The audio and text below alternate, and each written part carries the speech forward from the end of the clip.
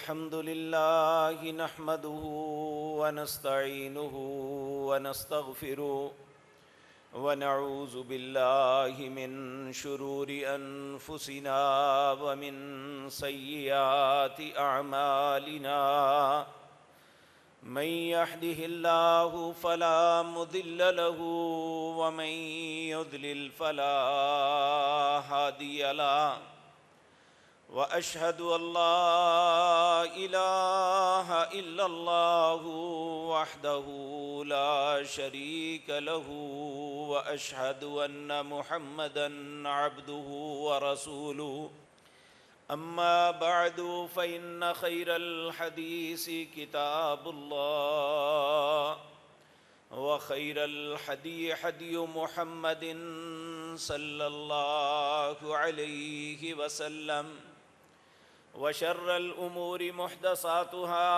وكل محدثة بدعة وكل بدعة ضلالة وكل ضلالة في النار رب اشرح لي صدري ويسر لي أمري واحلل عقدة من لساني يفقهوا قولي اللهم انفعنا بما علمتنا وعلمنا ما ينفعنا وزدنا علما رب أوزعني أن أشكر نعمتك التي أنعمت علي وعلى والدي وأن أعمل صالحا ترضاه وأصلح لي في ذريتي إني تبت إليك وإني من المسلمين أعوذ بالله السميع العليم من الشيطان الرجيم بسم الله الرحمن الرحيم يا أيها الذين آمنوا ادخلوا في السلم كافة ولا تتبعوا خطوات الشيطان إنه لكم عدو مبين فإن زللتم من بعد ما جاءتكم البينات فاعلموا أن الله عزيز حكيم هل ينظرون إلا أن يأتيهم الله في ظلل من الغمام والملائكة وقضي الأمر وإلى الله ترجع الأمور۔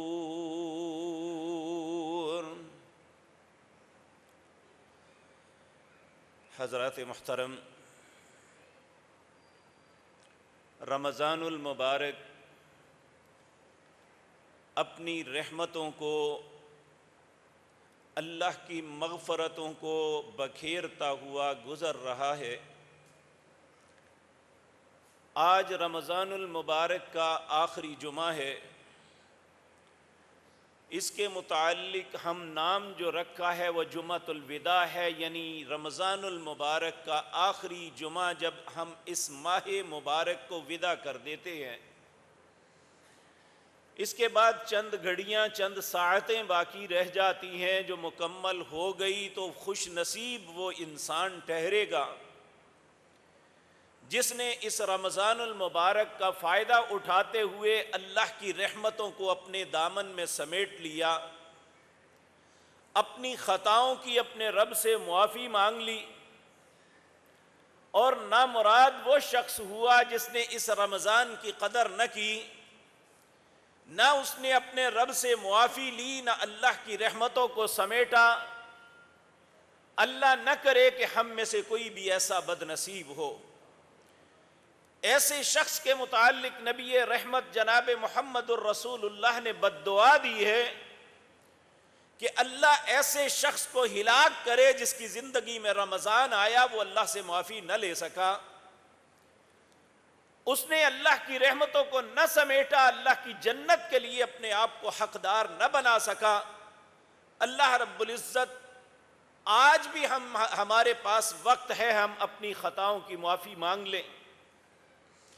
اور اس جمعۃ الوداع کے متعلق عموماً مسلمانوں کا تصور یہ ہے، بلکہ بعض علماء نے ان کے ہاتھ میں ایک ایسا جھوٹ پکڑا دیا ہے کہ لوگ اسے ہی سچ تصور کر کے عملی زندگی سے خالی ہو رہے ہیں۔ وہ کیا کہ ایک بات گھڑی گئی ہے، نہ اللہ نے فرمائی نہ اس کے رسول نے، نہ صحابہ کرام نے، نہ چاروں ائمہ دین میں سے کسی نے یہ بات کہی۔ کس نے یہ گھڑی، کیوں گھڑی؟ اللہ اسے ہدایت عطا فرمائے۔ آج مسلمانوں میں یہ عام ہو چکی ہے۔ یہ بات سنانے سے پہلے یہ عرض کر دوں، نبی کریم صلی اللہ علیہ وسلم نے فرمایا بنی اسرائیل میں ایک عالم دین تھا، لوگ اس پہ بڑا اعتماد کرتے تھے۔ ایک دن شیطان نے اس کے دل میں ڈالا کہ تم بھی روایتی طریقے پہ ہی قدم چلو گے، کوئی نئی بات نکالو لوگ تمہارے پیچھے چلے۔ وہ شیطان کے بہکاوے میں آ گیا، اس نے عبادت کا ایک ایسا طریقہ ایجاد کیا جو نہ اللہ کا حکم تھا نہ اس کے نبی کسی نے بتایا تھا۔ لوگ چونکہ اس عالم دین پہ اعتماد کرتے تھے، انہوں نے اس پہ اعتماد کرتے ہوئے اس عبادت کے طریقے کو اپنا لیا۔ لوگ اسے عبادت سمجھ کے، اللہ کا حکم سمجھ کے کرنے لگے۔ اسی طرح عرصہ گزر گیا۔ ایک دن وہ اکیلا بیٹھا ہوا تھا تو اس کے دل میں، اس کے ضمیر نے اسے ملامت کی، یہ جو طریقہ لوگوں میں رائج ہو چکا، یہ تو نہ اللہ کا حکم ہے نہ اس کے کسی رسول نے ہمیں بتایا، یہ تو میں نے اپنے پاس سے گھڑا اور لوگ اسے اللہ کا حکم سمجھ کے کر رہے ہیں۔ پریشان ہوا، اٹھ کے اللہ سے معافی مانگنے لگا، بڑا رویا اللہ کی بارگاہ میں کہ مالک مجھ سے غلطی ہو گئی، مجھے معاف کر دے، اور اسی طرح معافی مانگتے مانگتے سو گیا۔ نبی کریم صلی اللہ علیہ وسلم نے فرمایا، اللہ نے اسے خواب میں دکھایا کہ اے میرے بندے، اگر معاملہ صرف تیرے اکیلے کا ہوتا کہ تو نے ایک غلطی کی اور اس کی معافی مجھ سے مانگ لیتا، میں تجھے معاف کر دیتا، لیکن تیری بات کی وجہ سے ایک پوری قوم گمراہی میں مبتلا ہو گئی، مجھے اپنی عزت و جلال کی قسم ہے تجھے معاف نہیں کروں گا۔ تو اس لیے میرے عزیز بھائیو، یہ بھی سفید جھوٹ ہے کہ جو یہ بنایا گیا ہے کہ اگر آپ کی 700 سالوں کی نمازیں بھی رہتی ہوں تو اگر اس جمعے کے اندر 4 رکعتیں نماز پڑھ لو اور اس میں اس طرح کر لو تو تمہاری ساری نمازوں کی قضا ہو جائے گی۔ واللہ باللہ سمت اللہ، یہ جھوٹ ہے، جھوٹ ہے، جھوٹ ہے، کوئی قضاء عمری نہیں ہے۔ اسلام ایک جہد مسلسل ہے۔ انسان کی زندگی جب وہ بچپن سے نکل کے جوانی میں داخل ہوتا ہے، 3 لوگ ایسے ہیں جس پہ اللہ نے قلم نہیں چلاتے، ایک پاگل، ایک سویا ہوا یا بے ہوش، اور تیسرا نابالغ بچہ۔ اللہ ان کے متعلق قلم نہیں چلانے دیتے فرشتوں کو، یہ مرفوع القلم ہے۔ جب بالغ ہو جاتا ہے، مرنے تک اس کائنات میں سب سے عظیم تر انسان جناب محمد الرسول اللہ صلی اللہ علیہ وسلم ہے۔ اللہ نے قرآن میں واضح طور پہ حکم فرمایا، وَاعْبُدْ رَبَّكَ حَتَّى يَأْتِيَكَ الْيَقِينُ، اے میرے نبی جناب محمد الرسول اللہ، آپ نے اللہ کی عبادت کرتے رہنا ہے یہاں تک کہ موت آ جائے، یعنی مرنے تک اللہ کی عبادت سے منہ نہیں پھیرنا۔ اس لیے میرے عزیز بھائیو، ہم سب مسلمان ہیں، مسلمان کہلاتے ہیں۔ آج کی مجلس میں ہم اس بات پہ غور کریں، ہم کتنے مسلمان ہیں اور ہمیں کیسا مسلمان ہونا چاہیے۔ میں نے جو آیات آپ کے سامنے پڑھی ہیں، یہ آیت نمبر 208 سے لے کر 210 تک، یہ سورۃ بقرہ ہے، دوسرے پارے کے نصف کے قریب اللہ اہل ایمان کو مخاطب کرتے ہیں۔ یہاں یا ایھا الناس نہیں کہا، دنیا جہان کے لوگوں کو مخاطب نہیں ہے اللہ، بلکہ کن کو مخاطب ہے؟ جو ایمان کے دعوے دار ہیں۔ اللہ کہتے ہیں یا ایھا الذین آمنوا، اے لوگوں جو ایمان لائے ہو، کیا کرو تم؟ کہا ادخلوا فی السلم کافہ، تم پورے کے پورے اسلام میں داخل ہو جاؤ۔ اگر ہم ایماندار ہیں تو پھر پورا اسلام میں داخل ہونے کا کیا مطلب؟ مطلب میرے عزیز بھائیو یہ ہے کہ اللہ رب العزت جو علام الغیوب ہیں، جو ہر آنے والی چیز کو جانتے ہیں، انہیں علم تھا کہ ایک وقت آئے گا کہ مسلمان کہلوانے والے لوگ اسلام کو تقسیم کر لیں گے۔ کچھ لوگ اسلام صرف عبادات کو سمجھیں گے، دوسری کسی چیز کی طرف توجہ نہیں دیں گے۔ کچھ لوگ ذاتی کریکٹر کو سب کچھ تصور کریں گے، وہ اللہ کی عبادت سے کنارہ کش ہو جائیں گے۔ اور کچھ لوگ عبادت بھی کریں گے، ذاتی کردار بھی ہوگا، لیکن معاشرتی کردار میں لوز ہو جائیں گے۔ آج وہ وقت ہے کہ ہم اسی طرح بھٹک چکے ہیں۔ کچھ لوگ حقوق العباد کو سب کچھ سمجھتے ہیں، حقوق اللہ کی پرواہ نہیں کرتے۔ کچھ لوگ ذاتی کریکٹر کو لیے پھرتے ہیں، لیکن نہ ان کی نظروں میں اللہ کی عبادت نہ لوگوں کے حقوق کوئی حیثیت نہیں رکھتے۔ آج میں اور آپ پہلی بات تو یہ سوچیں کہ ہمارے لیے اسلام میں داخل ہونا کتنا ضروری ہے، اور اگر نہ داخل ہوں گے تو اس کا نقصان کیا ہے۔ پہلے یہ بات سمجھ لیں، پھر میں اپنی بات کو آگے بڑھاتا ہوں۔ اللہ رب العزت نے ہر انسان کو یہ بات سمجھائی کہ یاد رکھو میرے نزدیک جو دین ہے وہ صرف ایک ہے۔ سیدنا آدم سے لے کر سیدنا جناب محمد الرسول اللہ صلی اللہ علیہ وسلم تک اللہ کا دین ایک ہی ہے۔ وہ کیا ہے؟ اللہ فرماتے ہیں ان الدین عند اللہ الاسلام، میرے نزدیک اگر کوئی دین ہے تو وہ صرف ایک ہے، اور اس دین کا نام اسلام ہے۔ اب سوال یہ پیدا ہوتا ہے، اگر کوئی آدمی اسلام دین کو نہیں اپناتا، وہ کسی اور دین میں رہ کے بے شمار بھلائیاں نیکیاں کرتا ہے، تو کیا اللہ کے نزدیک اس کی کیا حیثیت ہوگی؟ کیونکہ آج ہمارے میڈیا پہ یا ہمارے وہ لوگ جو بظاہر اپنا نام تو مسلمانوں والا رکھا، لیکن ملحد، اللہ کی ہر بات کی نافرمانی ان کی زندگی کا طریقہ بنا ہوا ہے، اور اسلام کے متعلق بری باتیں پھیلانا ان کی زندگی کا وتیرہ ہے۔ وہ کہتے ہیں دیکھیں جی کوئی بھی ہے جو نیک کام کرے گا جہاں بھی ہوگا، وہ یہودی ہو، عیسائی ہو، ہندو ہو، جو بھی ہو، تو وہ جو ہے اس کی نیکی لکھی جائے گی۔ کیا یہ سارا کچھ مسلمانوں کے لیے ہے؟ تو میرے عزیز بھائیوں، میرے رب کی بات ہے، یہ کسی مولوی کا فتویٰ نہیں ہے، کسی امام کا قول نہیں ہے، بلکہ کسی نبی کی بات بھی نہیں ہے، میرے رب کا حکم ہے وَمَن يَبْتَغِ غَيْرَ الْإِسْلَامِ دِينًا فَلَن يُقْبَلَ مِنْهُ وَهُوَ فِي الْآخِرَةِ مِنَ الْخَاسِرِينَ۔ جو بھی شخص اسلام کے علاوہ کسی اور دین کے اندر بھلائی تلاش کرنے کی کوشش کرے گا، پہلی تو بات وہ بھلائی کرتا رہے، محنت کرتا رہے، کوشش کرتا رہے، پیسہ لگاتا رہے، دن رات انتھک محنت کرتا رہے، فَلَن يُقْبَلَ مِنْهُ، اللہ کہتے ہیں اسلام کے علاوہ کسی اور دین میں رہتے ہوئے اگر کوئی بھلائی تلاش کرے گا تو میں بھلائی نہیں دوں گا۔ فَلَن يُقْبَلَ مِنْهُ، اس کے کسی عمل کو قبول نہیں کروں گا۔ وَهُوَ فِي الْآخِرَةِ مِنَ الْخَاسِرِينَ، آخرت میں وہ خسارہ پانے والا ہوگا، اسے کچھ نہیں ملے گا۔ اسلام کے مقابلے میں اس کی ضد، اس کی اپوزٹ ہے کفر۔ اسلام کا مطلب ہے، مسلم کا مطلب ہے فرما بردار، کافر کا مطلب ہے انکار کرنے والا۔ اللہ رب العزت سورۃ کہف اس کی آخری میں آیت میں اللہ فرماتے ہیں ان الذین کفروا،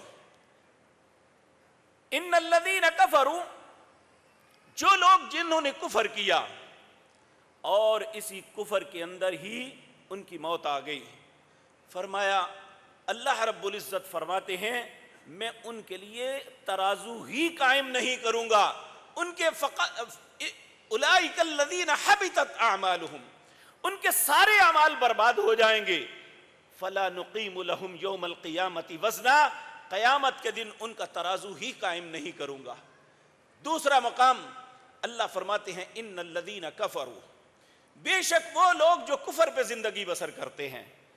کفر ضروری نہیں ہے کہ انسان وہ کافر ہی ہو جس طرح کہ عموماً ہماری اصطلاح میں ہے، کفر یہ بھی ہے میں مسلمان ہوں، اگر میں نماز کا انکار کرتا ہوں تو یہ کفر ہے، اگر جانتے بوجھتے نماز چھوڑتا ہوں، پیارے نبی جناب محمد الرسول اللہ نے فرمایا من ترک الصلاۃ متعمدا فقد کفر، جس نے صرف ایک نماز جان بوجھ کے چھوڑ دی اس نے کفر کیا ہے۔ اور کفر کیا ہے؟ آپ نے فرمایا بین العبد و بین الکفر ترک الصلاۃ، نماز پڑھنے والا اور نماز نہ پڑھنے والے کا فرق یہ ہے کہ کافر نماز نہیں پڑھتا، مسلمان نماز پڑھتا ہے۔ اس لیے ہمیں یاد رکھ لینا چاہیے کہ ہمیں اپنا نام خود رکھ لیں کہ میں کیا ہوں، میں کیا کر رہا ہوں، اللہ کی نظروں میں میرا کیا نام ہے۔ آپ دیکھیں سیدنا ابراہیم کے متعلق کیا خیال ہے آپ کا؟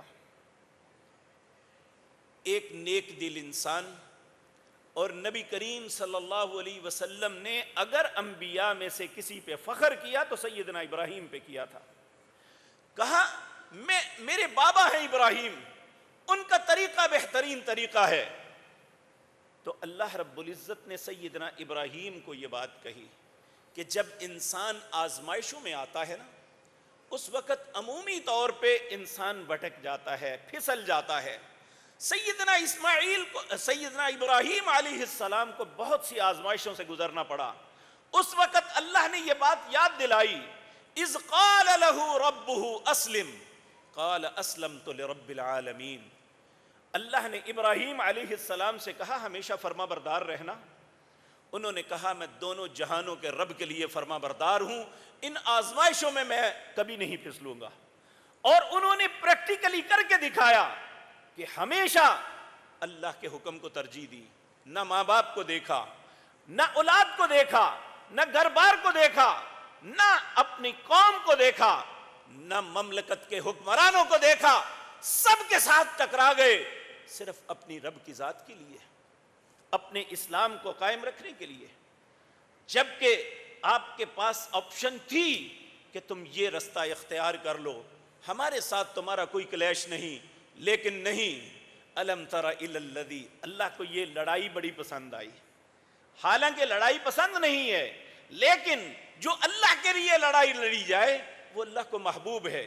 سورۃ بقرہ ہے، 3 پارہ، اس کا 2 رکوع، اللہ فرماتے ہیں الم تر الی الذی حاج ابراہیم فی ربہ ان آتاہ اللہ الملک۔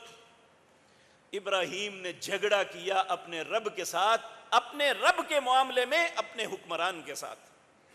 الم تر الی الذی حاج ابراہیم فی ربہ ان آتاہ اللہ الملک اذ قال ابراہیم ربی الذی یحیی ویمیت۔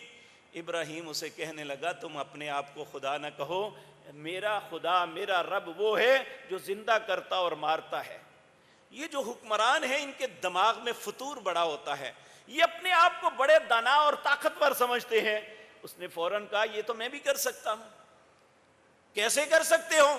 اس نے ایک سزائے موت کے قیدی کو کہا اسے چھوڑ دو، اور ایک آزاد آدمی کو پکڑ کے اس کی گردن اتار دی، کہا یہ تو میں بھی کر سکتا ہوں۔ کہا اسے نہیں عقل آئے گی۔ کہا فإن اللہ یاتی بالشمس من المشرق فاتی بها من المغرب فبہت الذی کفر واللہ لا یہدی القوم الظالمین۔ کہا اچھا یہ بات ہے، یہ انسانوں تک تیرا ہاتھ پہنچ گیا، میرا رب روزانہ مشرق سے سورج نکالتا ہے تو مغرب سے نکال کے دکھا دے۔ اللہ فرماتے ہیں فبہت الذی کفر، کافر ذلیل ہو گیا۔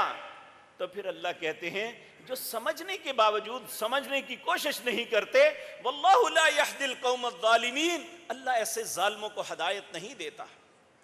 تو اس لیے میرے عزیز بھائیو، اللہ ہمیں حکم دے رہے ہیں ادخلوا فی السلم کافہ، اسلام میں پورے داخل ہو جاؤ۔ کیوں؟ اس لیے کہ ہمارا جو دشمن ہے، ہم شیطان جو ہے، اس کا ارادہ کچھ اور ہے۔ اللہ فرماتے ہیں انما یامرکم بالسوء والفحشاء وان تقولوا علی اللہ ما لا تعلمون۔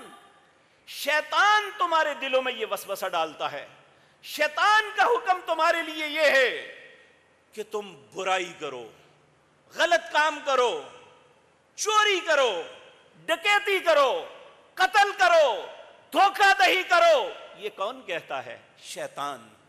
انما یامرکم بالسوء والفحشاء، اور تمہیں بے حیائی کا حکم دیتا ہے کہ یہ باتیں دیکھو، یہ باتیں کرو، انما یامرکم بالسوء والفحشاء، اور پھر اللہ کی ذات کے متعلق وان تقولوا علی اللہ ما لا تعلمون، تم سے ایسی باتیں کہلوا دیتا ہے جن کے متعلق تم جانتے ہی نہیں ہیں کتنی بری بات کہی ہے۔ بعض اوقات انسان، نبی کریم صلی اللہ علیہ وسلم نے فرمایا، اپنی زبان سے ایک کلمہ نکالتا ہے، اسے خود شعور نہیں ہوتا کہ اس نے کیا کہا ہے، حالانکہ وہ اتنا گندا اور غلیظ کلمہ ہوتا ہے کہ وہ جہنم کی اتھاک گہرائیوں میں جا گرتا ہے، العیاذ باللہ۔ اس لیے شیطان کا ارادہ ہمیشہ یہ رہا ہے کہ ہم بھٹک جائیں، ہم ضلالت اور گمراہی میں چلے جائیں، اور بدقسمتی سے ہم میں سے اکثر انسان اس کے پیچھے چل پڑتے ہیں، کیونکہ وہ اعمال کو بڑا خوبصورت مزین بناتا ہے۔ اللہ رب العزت فرماتے ہیں وَإِذْ زَيَّنَ لَهُمُ الشَّيْطَانُ أَعْمَالَهُمْ، شیطان تمہارے لیے اعمال کو مزین کرتا ہے۔ اب اللہ نے نکاح ایک جائز امر ہے، زنا ایک بدکاری ہے، اور شیطان انسان کے دل میں ہمیشہ بدکاری کا خیال ڈالتا ہے۔ وہ اپنے گھر میں ایک پاکیزہ اور مقدس ساتھی ہونے کے باوجود اس کے چہرے کو دوسری طرف پھیرتا ہے کہ وہ دیکھو فلاں، دیکھو فلاں، دیکھو، حالانکہ رسول اللہ صلی اللہ علیہ وسلم نے فرمایا جب تم بدکاری کے لیے جاتے ہو تمہیں کچھ نہیں ایسی چیز ملے گی جو تمہارے اپنے گھر میں نہیں ہے۔ تو اس لیے میرے عزیز بھائیوں، وہ کیوں ایسا کرتا ہے؟ سوال یہ پیدا ہوتا ہے ایسا کیوں کرتا ہے؟ اللہ فرماتے ہیں انما یدعو حزبہ لیکون من اصحاب السعیر، وہ اور اس کی جتنی جماعت ہے، انسانوں میں جو شیاطین ہیں، جنوں میں جو ہیں، اس کی اولاد میں سے جو ہیں، وہ چونکہ انہیں علم ہے وہ جو خود جہنمی ہیں، وہ تمہیں بھی جہنم کی طرف لے جانا چاہتے ہیں۔ انما یدعو حزبہ، بے شک وہ پکارتا ہے اور اس کا جتنا گروہ ہے، لیکونوا من اصحاب السعیر، تاکہ تم بھی جہنم میں چلے جاؤ، العیاذ باللہ۔ اللہ ہم سب کی حفاظت فرمائے۔ تو اس لیے میرے پیارے بھائیوں، اللہ رب العزت نے اپنے سارے نبیوں کو یہ حکم دیا۔ سیدنا ابراہیم علیہ السلام، آج یہ ہمارے اندر بات گزر گئی ہے، نہیں رہی، وگرنہ اسلام کے اندر، انبیاء کے طریقے کے اندر ہمیں یہ بات ملتی ہے کہ وہ زندگی کی آخری گھڑیوں میں کوئی نہ کوئی اپنی اولاد کو، اپنی قوم کو وصیت کرتے تھے۔ ابراہیم کی وصیت یہ میں آپ کے سامنے عرض کرتا ہوں، پیارے نبی جناب محمد الرسول اللہ نے بھی وصیت کی۔ سیدنا ابراہیم نے کیا وصیت کی؟ یہ سورۃ بقرہ ہے، پہلا پارہ، اس کی آیت نمبر 102 اور 3۔ اللہ فرماتے ہیں وَوَصَّى بِهَا إِبْرَاهِيمُ بَنِيهِ وَيَعْقُوبُ يَا بُنَيَّ إِنَّ اللَّهَ اصْطَفَىٰ لَكُمُ الدِّينَ فَلَا تَمُوتُنَّ إِلَّا وَأَنْتُمْ مُسْلِمُونَ۔ ابراہیم نے اپنے بچوں کو وصیت کی۔ ان کے دو بیٹے تھے، سیدنا اسماعیل، سیدنا اسحاق، اور سیدنا اسحاق کا بیٹا سیدنا یعقوب، اور ان کے بعد ان کے 12 بیٹے، سب کو بٹھایا، وصیت کیا کی؟ کہا وَوَصَّى بِهَا إِبْرَاهِيمُ بَنِيهِ، ابراہیم علیہ السلام نے اپنے بیٹوں کو اس وقت جو ان کے پوتے تھے یعقوب، ان کو بھی بٹھایا اور کہنے لگے یا بنیّ، اے میرے پیاری اولاد، اے میرے پیارے بیٹو، ان اللہ اصطفیٰ لکم الدین، اللہ نے تمہیں دین کے لیے چنا ہے، تمہیں دنیا کے لیے نہیں بنایا۔ تو اس لیے یہ بات سمجھ آتی ہے، اللہ جسے اپنے دین کے لیے چنتا ہے یہ سب سے بہتر ہوتا ہے اللہ کی نظروں میں۔ اللہ فرماتے ہیں ان اللہ، ابراہیم علیہ السلام اپنی اولاد کو کہتے ہیں ان اللہ اصطفیٰ لکم الدین، اللہ نے تمہیں دین کے لیے چنا ہے، اس لیے فلا تموتن الا وانتم مسلمون، تمہاری موت نہیں آنی چاہیے مگر اس وقت اللہ کی بارگاہ میں تم فرما بردار لکھے ہوئے ہو، اس وقت تم مسلمان ہونے چاہیے۔ اور میرے عزیز بھائیو، ہمیں بھی یہی حکم ہے، یا ایھا الذین آمنوا، اے لوگو جو ایمان لائے ہو، اتقوا اللہ، اللہ سے ڈرو، حق تقاتی، جس طرح اللہ سے ڈرنے کا حق ہے، ولا تموتن الا وانتم مسلمون، تم میں سے کسی کی موت نہیں آنی چاہیے مگر تم مسلمان ہو جب تمہاری موت آئے۔ تو میرے بھائیو، اسلام کی موت نیک لوگوں کا ہمیشہ یہ طریقہ رہا ہے، اللہ سے دعائیں مانگتے تھے، توفنی مسلمن والحقنی بالصالحین، اے اللہ جب مجھے موت دینا تو اسلام کی حالت میں موت دینا، اور اللہ مرنے کے بعد ہمیں نیک لوگوں میں کے ساتھ شامل فرما دینا۔ اس لیے میرے عزیز بھائیو، اللہ رب العزت ہم سے تقاضا کس بات کا کرتے ہیں؟ فَلَا تَمُوتُنَّ إِلَّا وَأَنْتُمْ مُسْلِمُونَ۔ ہمارا دعوت تو ہے ہم مسلمان، لیکن اللہ کہتے ہیں جس وقت تمہاری موت آئے تو اس وقت بھی تم اللہ کے فرما برداروں میں شامل ہو، تو پھر میں تمہیں مانوں گا۔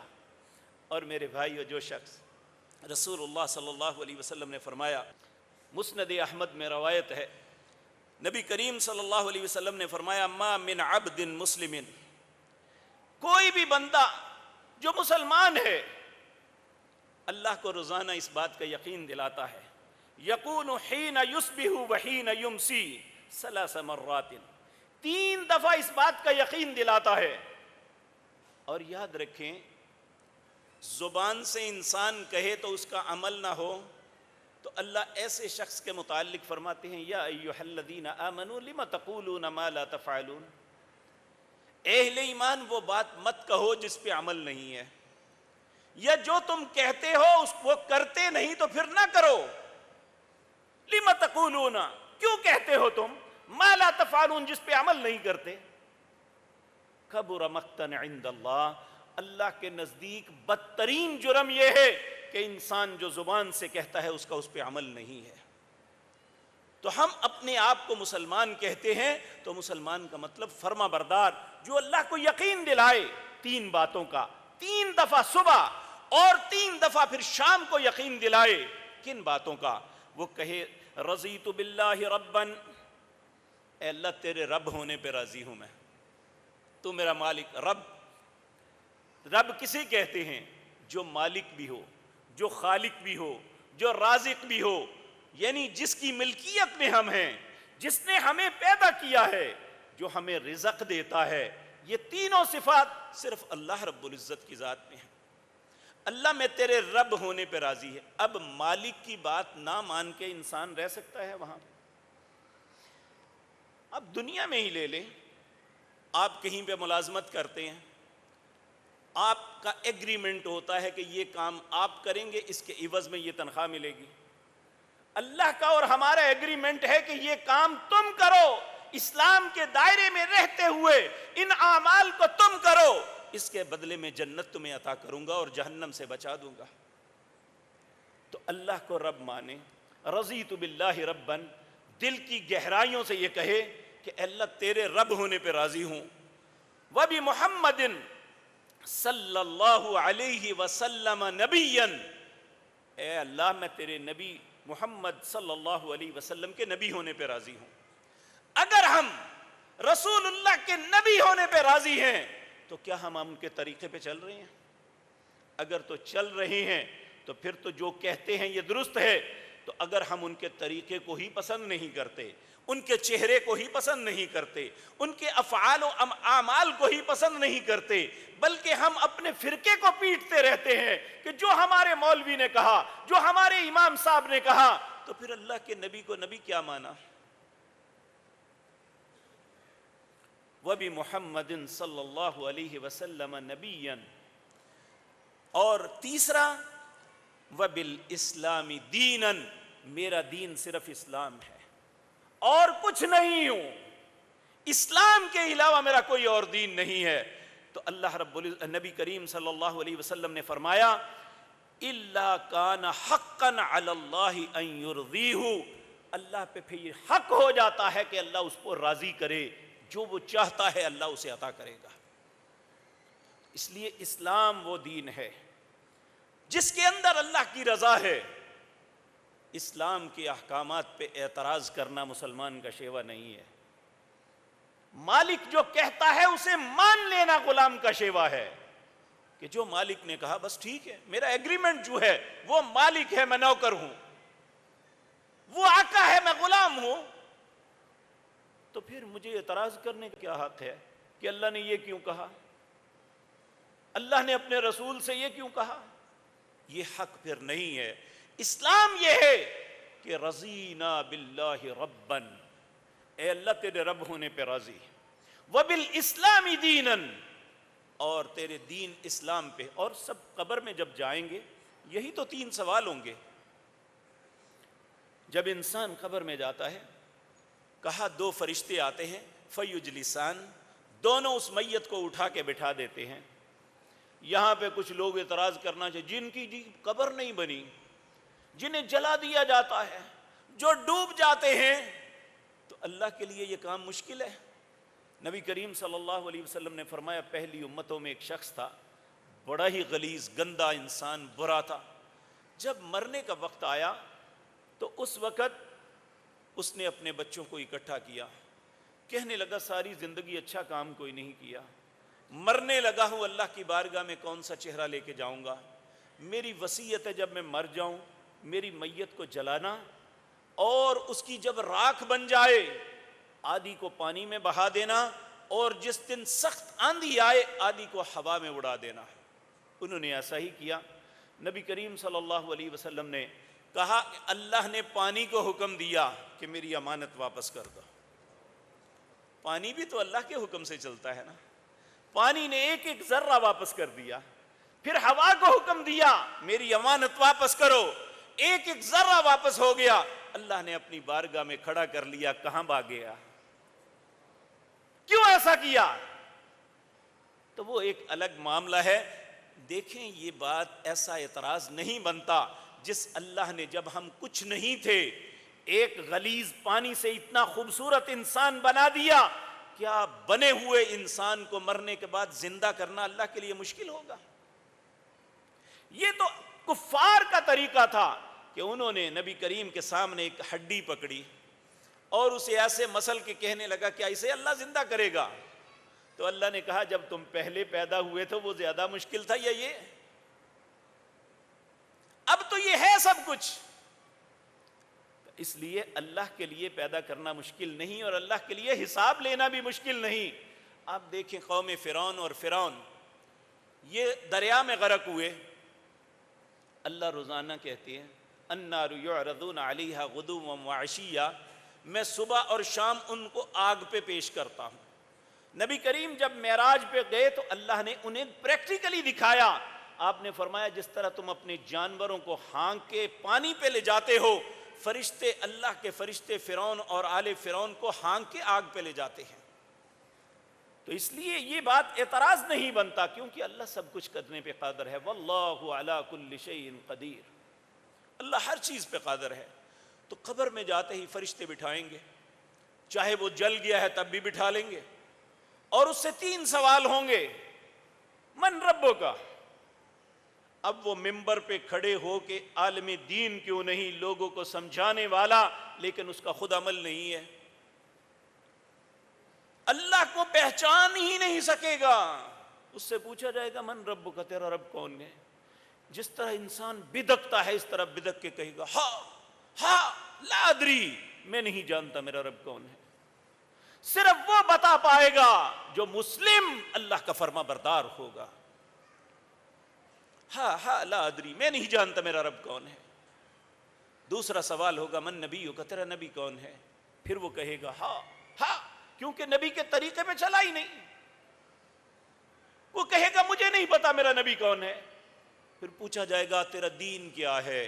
وہ پھر کہے گا ہاں لا ادری، ہائے افسوس مجھے کچھ پتا نہیں میرا دین کیا ہے، کیونکہ اسلام کے متعلق تو ساری زندگی اعتراض کرتا رہا کہ یہ کیوں ہوا، ایسا کیوں ہوا، اس کی کیا حکمت ہے۔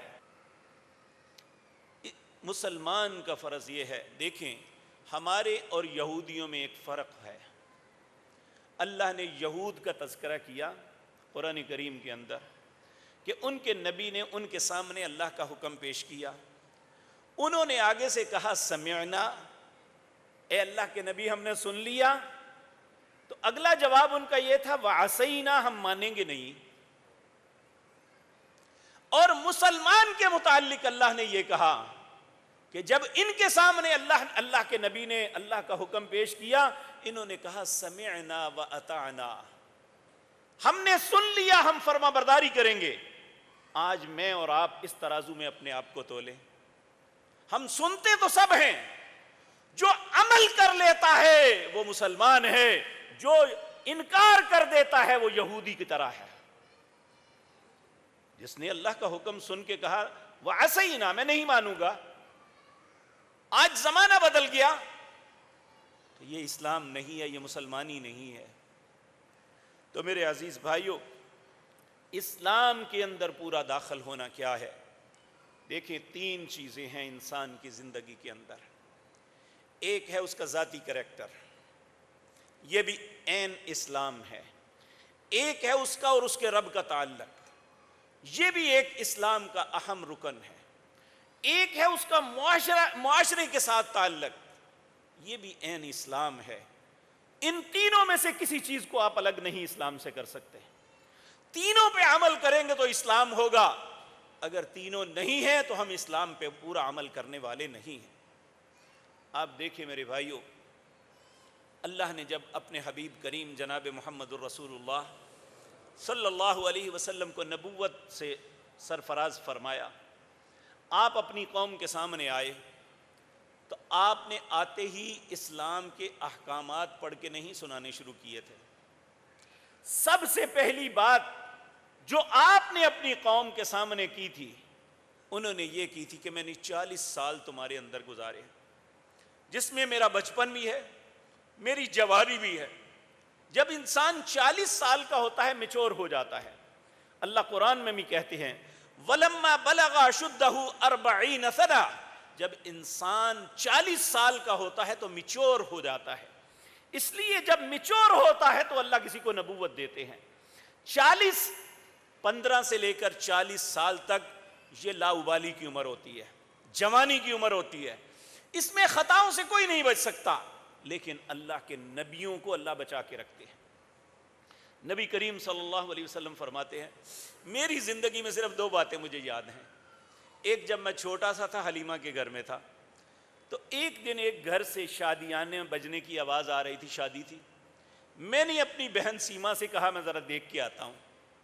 کہتے ہیں میں چل پڑا، جب ان مکانوں کے پاس، ان خیموں کے پاس پہنچا جہاں شادیانے بج رہے تھے، اللہ نے مجھے بے ہوش کر دیا۔ میرے لیے پسند ہی نہیں کیا کہ میں ایسی مجلس میں جا کے بیٹھوں۔ ساری رات بے ہوش رہا، گھر والے ڈھونڈتے رہے۔ صبح ہوئی، جب دھوپ نکلی تو دھوپ کی تمازت سے مجھے ہوش آئی تو میں اپنے گھر گیا تو انہوں نے اللہ کا شکر ادا کیا۔ دوسرا، آپ اپنی عمر مبارک کے 35ویں سال میں تھے۔ کہتے ہیں بیت اللہ جب ایک سیلاب کی وجہ سے شہید ہو گیا، پھر اسے بنانے لگے، اس وقت ابھی اسلام نہیں آیا تھا، تو نبی کریم بھی لوگوں کے ساتھ پتھر ڈھونے لگے۔ آپ اپنے چچا عباس کے ساتھ ڈھو رہے تھے تو آپ کے کندھے پہ پتھر جو ہے وہ لگا اور کندھا جو ہے زخمی ہو گیا۔ تو اس وقت ننگا ہونا کوئی ایسا مسئلہ نہیں تھا، لوگ ننگا طواف بھی کرتے تھے۔ تو چچا عباس نے کہا اے محمد، آپ کا کندھا زخمی ہو گیا ہے صلی اللہ علیہ وسلم، آپ یہ کیے اپنا تہمد اتار کے کندھے پہ رکھ لیجئے۔ تو نبی کریم فرماتے ہیں ابھی میں نے ان کے کہنے پہ تہمد اتارا ہی تھا تو اللہ نے مجھے بے ہوش کر دیا۔ کہا نہ اس سے پہلے نہ اس کے بعد کبھی میری شرمگاہ کو کسی نے نہیں دیکھا۔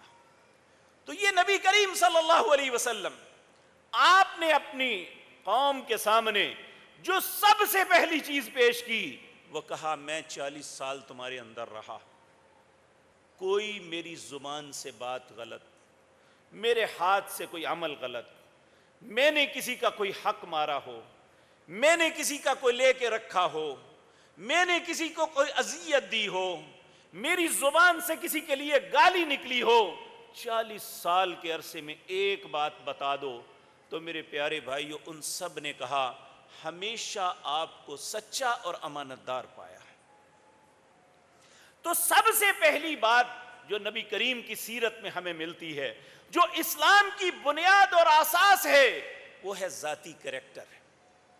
انسان کا کردار کیا ہے، یہ کیسے اس نے اپنے جسم کو کیسے رکھا ہوا ہے۔ دیکھیں ہم کہہ سکتے ہیں کہ میری بیوی میری بات نہیں مانتی، میری اولاد میرا کہا نہیں مانتی، میرے والدین میری بات نہیں تسلیم کرتے، میرے بہن بھائی نہیں مانتے، لیکن یہ تو میرا ہے، اسے تو اپنی مرضی کے مطابق میں کر سکتا ہوں نا۔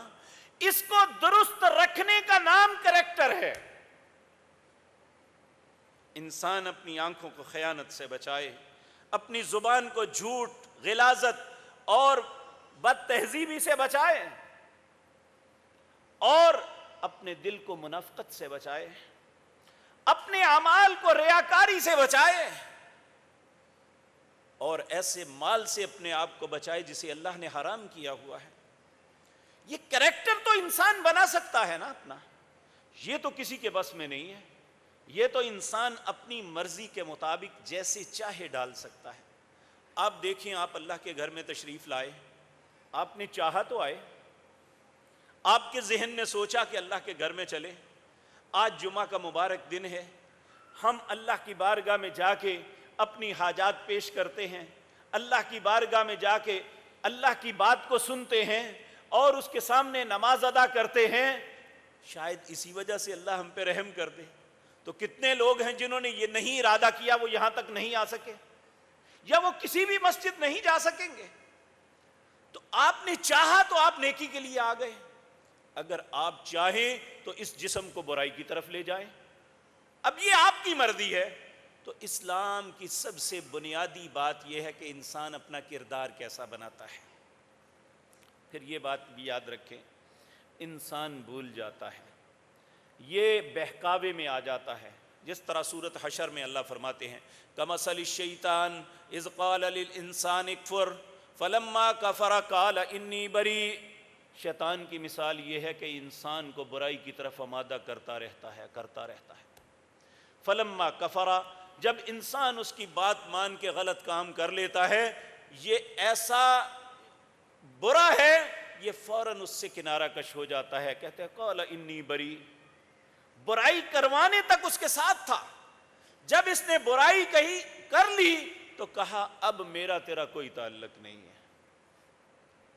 تو شیطان اسے ایسا کروا لیتا ہے، اللہ نے پھر بھی اپنے بندے پہ رحم کیا۔ جب شیطان نے یہ بات کہی نا کہ مجھے تیری عزت اور جلال کی قسم ہے، میں اس کی اور ساری اولاد کو جو ہے یہ گمراہ کر کے چھوڑوں گا، انہیں جہنم تک پہنچاؤں گا، تو اللہ نے کہا جب تک یہ مجھ سے امید باندھے رکھیں گے اور مجھ سے ڈرتے رہیں گے، اپنی خطا کی معافی مانگیں گے، میں معاف کرتا رہوں گا۔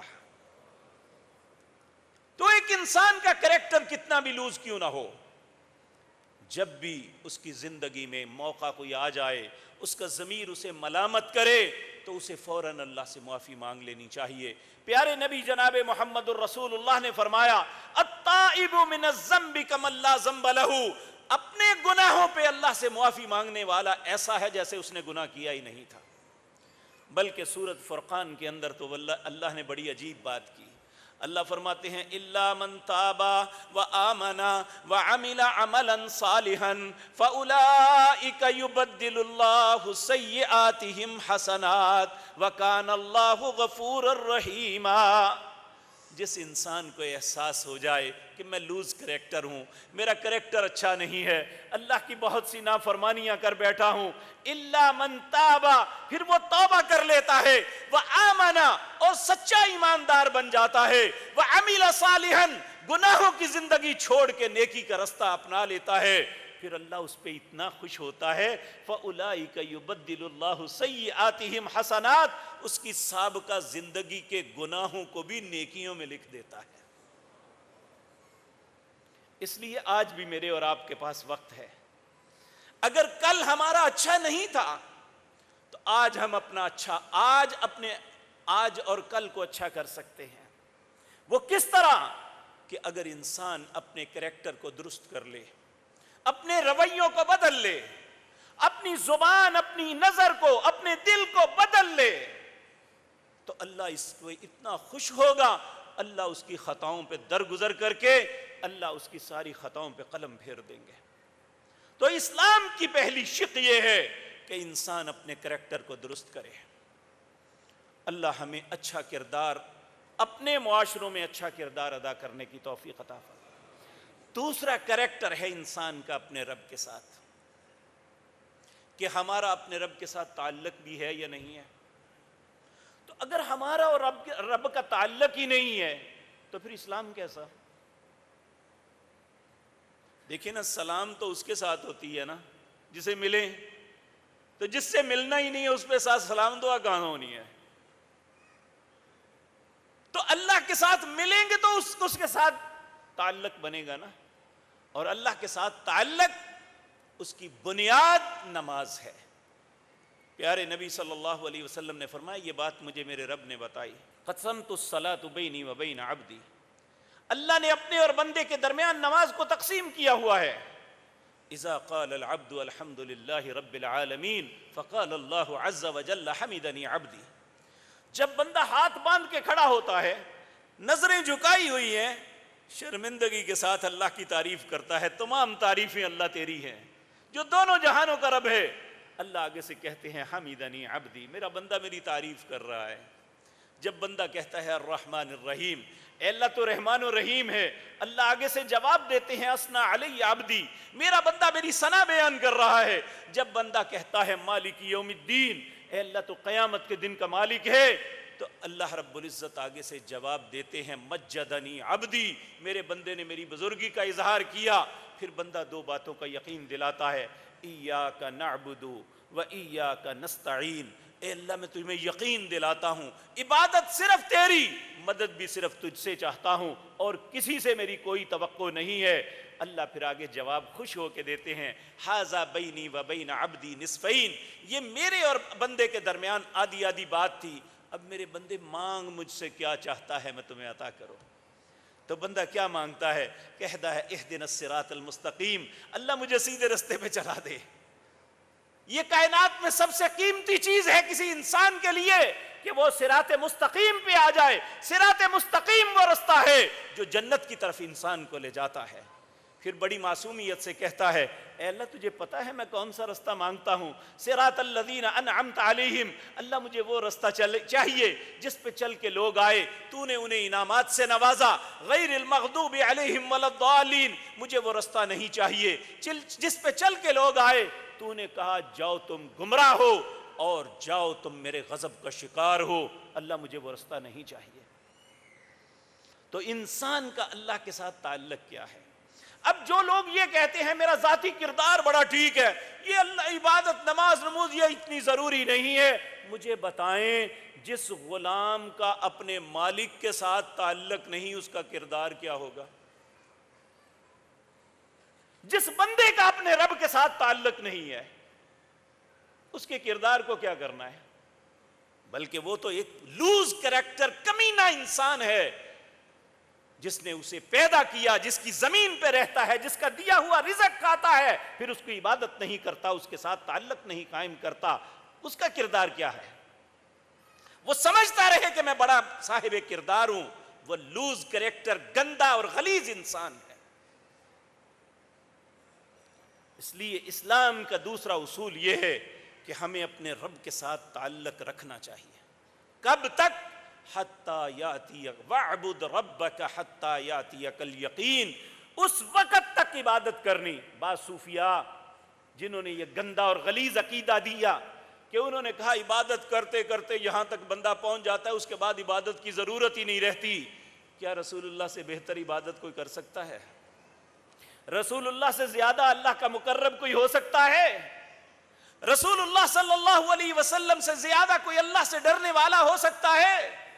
اگر نہیں تو اللہ نے اپنے حبیب کریم کو یہ حکم دیا تھا صلی اللہ علیہ وسلم، وَاعْبُدْ رَبَّكَ حَتَّى يَأْتِيَكَ الْيَقِينُ، اے میرے نبی عبادت کرتے رہنا یہاں تک کہ موت آ جائے، اس کے بعد پھر تمہارے لیے عبادت نہیں، پھر ہماری مہمانی ہے، تم مہمان ہوگے، اللہ تمہارا میزبان ہوگا، نزلا من غفور الرحیم، وہ غفور الرحیم تمہاری مہمانی کرے گا۔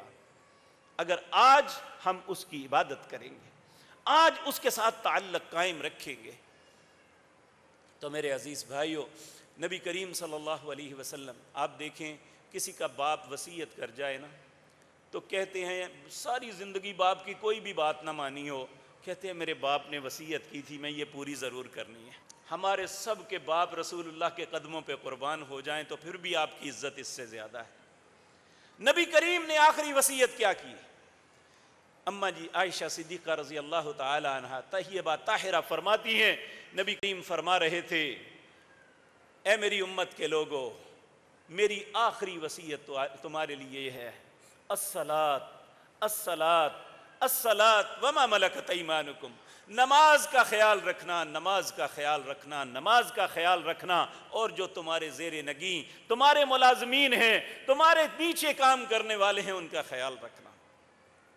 یہاں میں ایک بات عرض کر دوں، پچھلے جمعے ایک بزرگ نے مجھے بڑا دکھ بھرا ایک رکا دیا، کہنے لگے دیکھیں جی یہ بڑے بڑے لوگ اپنی پروڈکٹ کی قیمت بڑھا لیتے ہیں اور اپنے نفع کو دگنا کر لیتے ہیں، اپنی زندگی آسان بنا لیتے ہیں، لیکن ہم مزدور لوگ ہماری تنخواہیں نہیں بڑھاتے، کیا ہمارے لیے اس مہنگائی میں خرچہ نہیں ہوتا؟ رسول اللہ کی آخری وصیت یہ تھی کہ ان کا بھی خیال رکھنا، اپنا پیٹ بھرنا یہ مسلمانی نہیں ہے، اپنے سے کمزور لوگوں کی طرف توجہ کرنا، ان کی زندگی میں آسانیاں بھرنا، یہ اسلام ہے۔ اپنے آپ تو اپنے لیے تو سارے لوگ کرتے ہیں، اور پھر اس کے بعد تیسرا اسلام کا جو سب سے اہم معاملہ ہے وہ معاشرتی کردار ہے۔ اس میں دیکھنا چاہیے کہ خامد کا بیوی کے ساتھ تعلق کیا ہے، کیا وہ اس کے حقوق پورے کر رہا ہے؟ اگر وہ اپنی استطاعت کے مطابق اس کے حقوق پورے کرتا ہے تو اس بیوی کو اللہ کی ذات کے بعد سب سے زیادہ فرما برداری اپنے خامد کی کرنی چاہیے۔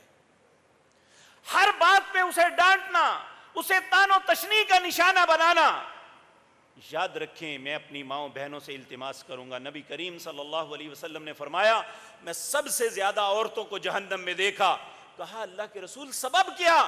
کہا یہ اپنے خامدوں کی نافرمانی کرتی ہے۔ آج ہمارا میڈیا، ہمارے سارے لوگ، ہمارے کالجز، ہماری یونیورسٹیاں سکھاتی بیٹیوں کو یہ ہیں کہ اپنے حقوق کے لیے بلڈوز کر دو، جو تمہارے منہ میں آتا ہے بکتی رہو۔ نبی کریم نے فرمایا اگر تمہارا خامد زخمی ہو جائے، اس کے زخموں میں پیپ پڑ جائے، تمہیں زبان سے چاٹ کے ان کے زخموں کو درست کرنا پڑے تو پھر بھی اس کا حق تمہیں زیادہ ہے۔ آج ہر خاتون اپنے خامد کو بعزت کرنا اپنا وتیرہ بنایا ہوا ہے، اللہ ماشاء اللہ۔ اپنی ماؤں کو دیکھو، ہمارے استاد مکرم تھے، اللہ ان کی قبر کو نور سے بھر دے، مولانا اعظم رحمہ اللہ۔ یہاں ایک بابو منیر صاحب تھے، مورچہ کوٹھی والے، باغبان پورے میں جماعت اسلامی کے ایک اہم رہنما تھے، ان کے والد کو فالج تھا۔ مولانا میرے استاد مکرم نے یہ بات سنائی، کہتے ہیں کہ ہم ان کا پتہ لینے کے لیے گئے تو بیٹھے ہوئے تھے، ان کو پیشاب ان کا خطا ہو گیا، کہنے لگے بیٹا اور ہم مل کے ان کا جو نا کپڑے بدلانے لگے تو ان کی بیوی جو تھی وہ بھی ضعیف، انتہائی ضعیف تھی، اسے پتہ چلا کہ یہ میرے خامد کے کپڑے بدلوانے لگے ہیں، اس نے اندر سے آواز دی اللہ کے لیے آپ باہر چلے جائیں، میرا حق مجھ سے نہ چھینیں، یہ میری جنت ہے، مجھے لینے دیں، یہ کام مجھے کرنے دیں۔ یہ ہماری ماؤں کا، پہلیہ خواتین کا یہ حال تھا، اسی لیے یقین جانیے انہوں نے زندگی بے عزت کے ساتھ گزاری اور آج جنتوں کی مہمان ہوگی۔ آج ہماری 2 گز لمبی زبان ہے کہ ہم اپنے حقوق لے کے رہیں گے، خواتین کے حقوق کے نام پہ جو کچھ ہو رہا ہے، نہ باپ کی حیا ہے، نہ خامد کی حیا ہے، نہ بیٹے کی حیا ہے، اس کا نام اسلام نہیں ہے۔ اگر ہم سمجھتے ہیں کہ ہم ایسا کر کے ہم بڑے بن جائیں گے تو شاید دنیا میں تو حکومتوں کی پشت پناہی کی وجہ سے آپ یہ سب کچھ کر گزریں، لیکن اللہ کی عدالت میں جا کے ایک مجرم کی حیثیت سے پیش ہوں گے۔ آپ دیکھیں اس کائنات میں پیارے نبی جناب محمد الرسول اللہ کا گھرانہ، اس جیسا گھر کوئی نہیں ہے۔ اللہ نے ان کے متعلق، ان خواتین کے متعلق فرمایا یا نساء النبی لستن کاحد من النساء، اے نبی کی بیویوں میں تم جیسی عورتیں بنائی ہی کوئی نہیں دنیا میں، یعنی دنیا کی ساری خواتین سے بہتر۔ اب نبی کی بیویوں نے نبی کریم سے ایک تقاضا کیا، وہ تقاضا کیا تھا کہ سارے لوگوں کے پاس اتنا مال آ گیا ہے، ہمیں بھی دیں آپ۔ اللہ اکبر، اللہ کو یہ بات اچھی نہ لگی کہ میرے نبی کے ہوتے ہوئے مال۔ کہا یا نساء النبی ان کن تردن الحیات الدنیا وزینتها فتعالین امتعکن واسرحکن سراحا جمیلا وَإِن كُنتُنَّ تُرِدْنَ اللَّهَ وَرَسُولَهُ وَالدَّارَ الْآخِرَةَ فَإِنَّ اللَّهَ أَعَدَّ لِلْمُحْسِنَاتِ مِنْكُنَّ أَجْرًا عَظِيمًا۔ اے نبی کی بیویوں، اگر دنیا ہی چاہتی ہو نا تو پھر آ جاؤ، میں تمہیں دے دیتا ہوں، لیکن دنیا لے لو، نبی نہیں ملے گا۔ یا نساء النبی ان کنتن تردن الحیات الدنیا وزینتها، اگر تمہارا ارادہ دنیا کے مال و دولت اور اس کی زینت کا ہے، فتعالین، پھر آؤ میرے پاس، امتعکن واسرحکن سراحا جمیلا، پھر تمہیں سب کچھ دے دیتا ہوں لیکن ساتھ میرا نہیں رہے گا۔ وَإِن كُنتُنَّ تُرِدْنَ اللَّهَ وَرَسُولَهُ وَالدَّارَ الْآخِرَةَ، اگر تم اللہ، اس کے رسول اور آخرت کے گھر کو پسند کرتے ہو تو اپنے خامد سے اس بات کا تقاضا نہ کرو جو وہ دے نہیں سکتا۔ ہر وقت اسی بات کا تانا، تیرے پلے کی ہے، تیرے کہار آ کے میں خوشی ویکھی کوئی نہیں۔ یہ اسلام نہیں ہے۔ اسلام یہ ہے، جب اللہ نے یہ آیت اتاری، نبی کریم سید عائشہ کے پاس گئے، کہ عائشہ میں تمہیں تیرے پاس ایک کام لے کے آیا ہوں، لیکن اپنے بابا سے مشورہ کر لینا۔ کہا اللہ کے رسول کیا مشورہ کروں؟ کہا اللہ نے یہ کہا ہے اگر دنیا کی زیب و زینت چاہیے اور دنیا کا مال و متاع چاہیے تو لے لو، لیکن رسول کا ساتھ نہیں۔ اگر اللہ اور اس کا رسول چاہیے اور آخرت کا گھر، پھر ان باتوں کو بھول جاؤ، پھر جو میرے پاس ہے اس پہ گزارا کرو۔ تو کہنے لگی زندگی میں نے بسر کرنی ہے، اللہ کے رسول میرے بابا نے نہیں کرنی، مجھے اللہ اور اس کا رسول چاہیے اور کچھ نہیں چاہیے۔ یہ وہ خواتین تھی، ویسے ہی اللہ انہیں عزت نہیں دی، کہا مجھے اللہ اور اس کے رسول چاہیے۔ پھر ایک بات کہی، کہا یا رسول اللہ آپ نے کسی کو نہیں بتانا کہ عائشہ نے یہ کہا تھا۔ آپ نے فرمایا عائشہ میں چھپانے والا نہیں، میں تے بتانے والا ہوں۔ تو میرے عزیز بھائیوں، معاشرتی کردار میں ہر انسان کو اپنے حقوق کو خود دیکھنا ہوگا کہ میں دوسرے کا حق پورا کروں۔ خامد کو چاہیے کہ وہ بیوی کے حقوق کو پورا کرے، بیوی کو چاہیے وہ خامد کے حقوق کو پورا کرے۔ اسلام یہ ہے، اور ماں باپ کو چاہیے کہ وہ اولاد کی تربیت کرے، یہ ماں باپ پر حق تھا۔ اولاد کو چاہیے کہ ماں باپ کے ساتھ احساس کرے، یہ اسلام ہے۔ کیونکہ اللہ نے کہا وَقَضَىٰ رَبُّكَ أَلَّا تَعْبُدُوا إِلَّا إِيَّاهُ، تیرے رب نے فیصلہ کیا ہے عبادت صرف اسی کی، ماں باپ کے ساتھ ہمیشہ احسان کرنا ہے۔ صرف ایک بات پہ ماں باپ کی بات نہیں ماننی، اگر وہ اللہ کے ساتھ شرک کا حکم دے تو نہیں ماننی، باقی ہر بات ماں باپ کی ماننی ہے۔ اسی طرح میرے بھائیو، ہم دیکھیں اپنے ارد گرد مسلمان معاشرے میں ہم لوگوں کے ساتھ ہمارے رویے کیا ہیں، کاروبار کے اندر ہمارا طرز عمل کیا ہے، یہ بھی ایک معاشرتی کریکٹر کا حصہ ہے۔ اور اسلام ان باتوں کی تلقین کرتا ہے کہ اللہ رب العزت اپنے نبی مکرم صلی اللہ علیہ وسلم نے فرمایا المسلم من سلم المسلمون من لسانہ ویدہ، مسلمان وہ ہے جس کی زبان یا ہاتھ سے دوسرے مسلمان کو دکھ نہ پہنچے۔ اگر تو کسی کو ہماری زبان اور ہاتھ سے دکھ نہیں پہنچتا، کاروبار کے اندر، معاملات کے اندر اگر ذمہ داری دی ہے، ہاتھ میں چلان کی کاپی دی ہے، اگر ظلم نہیں کرتے تو ہم اچھے مسلمان ہیں۔ اگر صرف اپنی نوکری بچانے کے لیے یہ سب کچھ کر رہے ہیں، لوگوں پہ ظلم کر رہے ہیں، تو پھر اللہ کی عدالت میں بتانا پڑے گا کہ میں کیسا مسلمان ہوں۔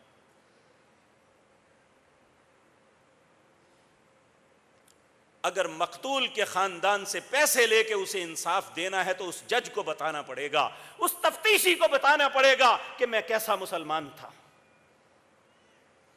اس حکومت کو بتانا پڑے گا جسے اللہ نے مسلمانوں کی خیر کے لیے حکومت عطا کی تھی، اسے بتانا پڑے گا، چاہے وہ کوئی بھی حکومت ہے اسے بتانا پڑے گا کہ میں نے مسلمانوں کی، اپنے لوگوں کی خیر خواہی کی تھی یا ان پہ ظلم کیا تھا۔